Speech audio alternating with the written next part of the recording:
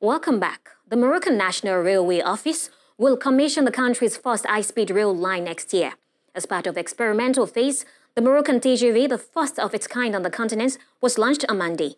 It is expected to reach 320 kilometers per hour. The project estimated at some 2 billion euros, partly financed by France through loans.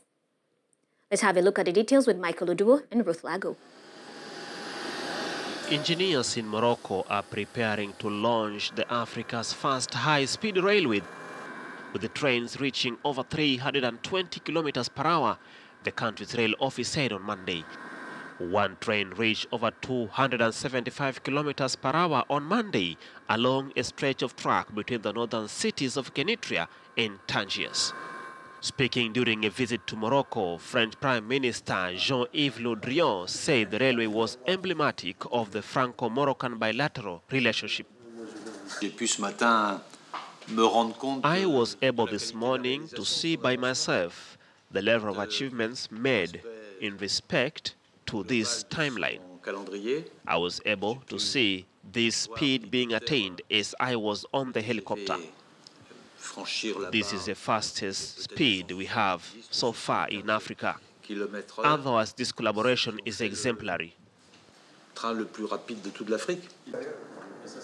The link between Casablanca and Tangiers via the capital Rabat will slash the journey by almost 2/3. That is just over 2 hours. The total cost of the project, 50% financed by France through various loans, is around $2.4 billion. This is an extremely important project. The participation and the French contribution in financing this project with a loan has raised more than €1 billion, so it represents 50% of the finance for this project.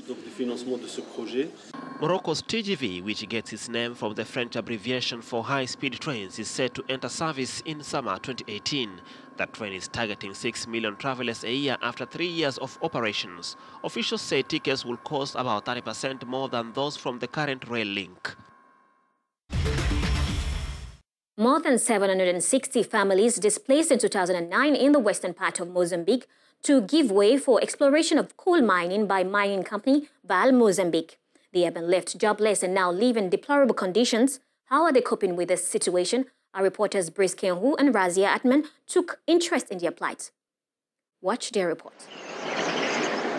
Kateme, the home for some 760 families who were relocated from Moatiz in 2009 to give space for a coal mining project in Mozambique. But very few live here. Most of the houses are empty as the majority relocated to vibrant areas in the country. When the government resettled the families, no employment was guaranteed.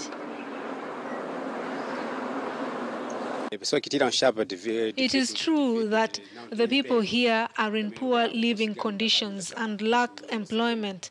Some people left their homes and went to live in the town of Moatiz. As I said before, the conditions are precarious. We are facing a very difficult period here, he says.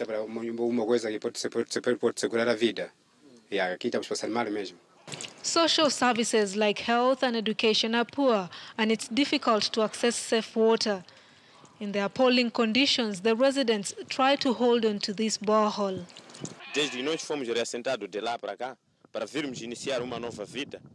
Since we were taken from Moatiz, so far we feel that we need better living conditions so that we can support and feed our families. When we arrived in 2010, we had a hard time surviving. And that is when hunger came in, and we are now thinking about selling our property.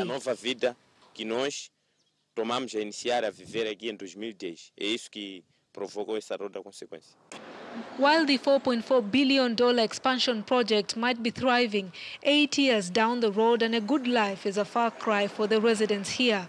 Now dependent on odd jobs, they will have to wait longer for assistance, if any. Thank you for watching. Send your questions, comments, and suggestions on Twitter at AfolakeG and on Facebook, Afolake Oyinloye. Till then, goodbye.